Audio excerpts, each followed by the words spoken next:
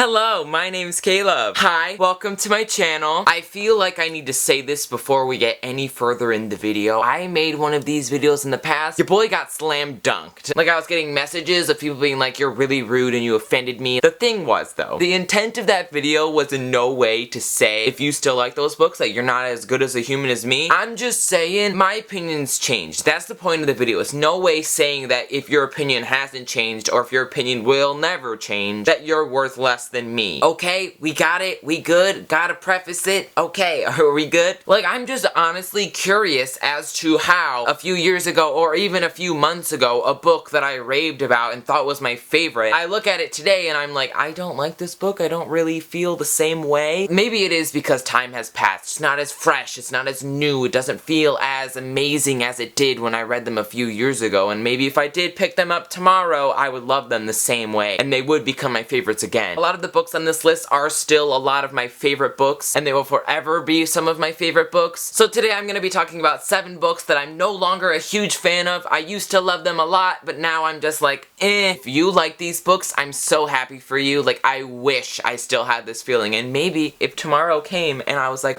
I randomly want to pick up this book, and I reread it, and it was my new favorite of all time, and all the feelings came back, then it'd be off the list. So the first book, I read this book in December of 2015, and I think it made my favorites list of the year just because it was like pretty fun and enjoyable, whatever, I don't know. And that was Me and Earl and the Dying Girl by Jessie Andrews. Looking back at this book, I realized that I really didn't like the main character at all, and I didn't really like any of the characters, but whatever. And when I was reading it, like, I read it in like a day or two, so I was like, this is so fun and good, but like now I'm like, it's not that good. I'm starting to change how I rate books too, so like back then I was like, this is a fun story, 5 stars, but now I'm like, did I like the character? Did I like the writing? Did I like this? My rating system has changed, my reading life has changed, so I think that this book would probably be a 4 stars. It's just not that 5-star book that I thought I loved. That makes sense? I don't know. Let's move on. Oh, I forgot to tell you, as this list goes down, I'm gonna assume people are gonna get more and more mad because, you know, it's fine. The next book I have to talk about is Paper Towns by John Green. This book used to be my favorite John Green book of all time. I read this so quick, I thought it was so fun, loved the concept, it was amazing. Then I remember I saw the movie and I was like, oh boy. Honestly though, Margot like disappears for no reason, and then at the end of the book she doesn't even come back to us. Like, it's so dumb and she's so immature. Why would you do that? I don't know. Now I don't have the exact same feelings of like, this is so good, this is my favorite John Green book. Now I'm like, why did she run away? Why did she do this? It's always gonna be one of my favorite books deep in my heart just because it was very pivotal in my reading life. I did read this when I was like 13 or 14, so I didn't read books critically back then. The next book I have is To All the Boys I've Loved Before by Jenny Han. I think I gave the first 2 books in this series 5 stars because I thought they were fun and nice. I remember after I had read both the books, a lot of people were saying, oh, I don't like the main character, she's really immature and kind of annoying, and I thought to myself like, oh, like, no, I didn't really pick up on that, whatever. And then recently, the 3rd book came out. I'm currently reading it, but I keep forgetting what it's called. Always and Forever, Lara Jean. So as I was reading the 3rd book, I'm like, oh, wait, that's something that I feel like a child would do. I'm like cringing at some of the stuff she says and does and like what other people are saying. That's definitely not a good sign. So I feel like if I did reread the first 2 books, I'd cringe even more. The 3rd book that I have to talk about, this one does get a lot more dislike in the book community, I feel like, because it is a bit cliche, but I gave this book a 5 stars when I had first read it, and then a few months later I looked back and I was like, I don't think this is a 5-star book, and I gave it 4 stars. And that is Red Queen by Victoria Aveyard. Trust me when I say this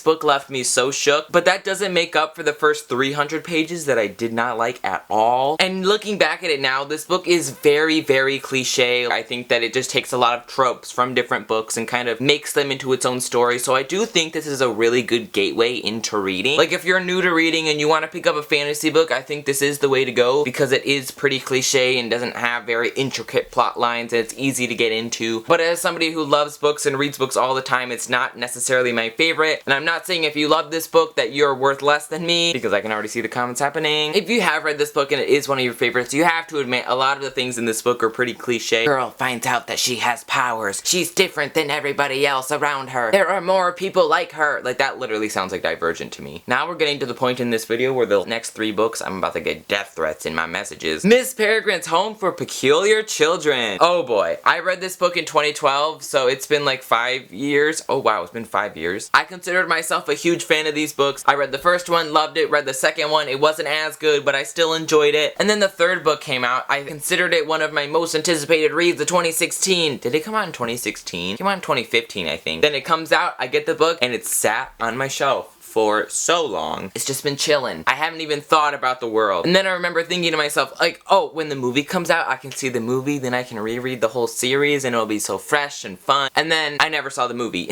I considered that one of my most anticipated movies, one of the most anticipated finales, and I didn't see the movie or read the finale. Like, I don't know what happened there. Really lost a lot of the hype and a lot of the excitement I had for the series. It is a very intricate novel, and it is a very fun book, but I do think my reading taste has changed. I don't know, maybe if I reread this series I'd change my mind because it has been so long since I've read these books and I haven't reread them since the first time, so it's been many years. And if you're typing your death threat right now, just don't. The next book I have is a book that I consider to be one of my favorite books of all time, and that is The Fault in Our Stars by John Green. This was one of the first young adult books I had ever read. I read this like 4.5 years ago. I considered it one of my favorites, thought it was so fun. The movie was happening. I had read the book and then the movie started casting and then they filmed and then the next year the movie came out and it was really exciting. And like I did consider this one of my favorites. I thought it was so beautiful and unique. And now I look at it and I'm like, you're telling me that a 16, 17-year-old person is coming up with these deep metaphors about life and death? Like, oh, I'm gonna put a cigarette between my mouth, but I ain't gonna smoke it because I ain't gonna let it kill me. Like, you think that an actual 16-year-old person would say that? That's not even in my mind. Like, I'm 16 and I would never be like, oh, I'm gonna put a cigarette between my mouth and not smoke it. So I do think the deep metaphors and the beautiful language that they say is like really, really unbelievable. And of course I do love this book, and of course it is a beautiful story, and I love the movie so much. But time has gone by and I've kind of lost my love for it. I no longer have the deep, deep love for it, so it's on the list. Okay, we have one more book, and I'm ready for the death threats. I'm ready for you to click the dislike button. I'm ready for you to unsubscribe. I've come to terms with it. But before you do that, I think you should maybe wait for me to explain. I think you should understand that I have a different opinion, and that I'm allowed to have a different opinion, and that I still do appreciate this book and this world, okay? Okay? Okay! The Percy Jackson series. I know that you were probably already unsubscribed, and you probably already clicked out of the video, but if you're still here, I've read all of the books following this world. I think it all started when I read the Apollo book, and I found myself not caring for anything. I kind of found myself cringing at some of the humor. I find myself not caring about any of the characters that we knew previously, and I was confused for a long time. I was like, wait, I love these humans, and I love this world. What is happening? I think that as time has progressed, and as I've grown as a human, it is no longer one of my favorites. The humor is a bit childish. Some of the characters and plot lines are a bit reused over time. I'm not saying if you like these books that you're just like a dumb child that doesn't know anything. I still love these books. I love Percy Jackson. He's a great character. I love this series. It just makes me cringe. If you like this book, I am so happy for you. I wish that I would have gotten into this when I was younger, because I did get into it when I was a bit older. But I do still love these books. I love this world and I love the plot lines, and I would reread these books, but I'm no longer like, yes, this is the funniest thing, this is the best thing. Does that make sense? Okay, are we fine? We're friends. I want to be your friend. Just because we have different opinions about books doesn't mean you're not my friend, okay? So these are some more books that I no longer love as much as I used to. These are still some of my favorite books, and I still do appreciate what they've done in my life, but as I've changed as a human and as my ratings have changed over time, I'm no longer the biggest fan of them anymore. Don't dislike this video, don't unsubscribe, don't leave a hate comment either. Don't message me and tell me that I disrespected you and that you're no longer gonna watch my videos.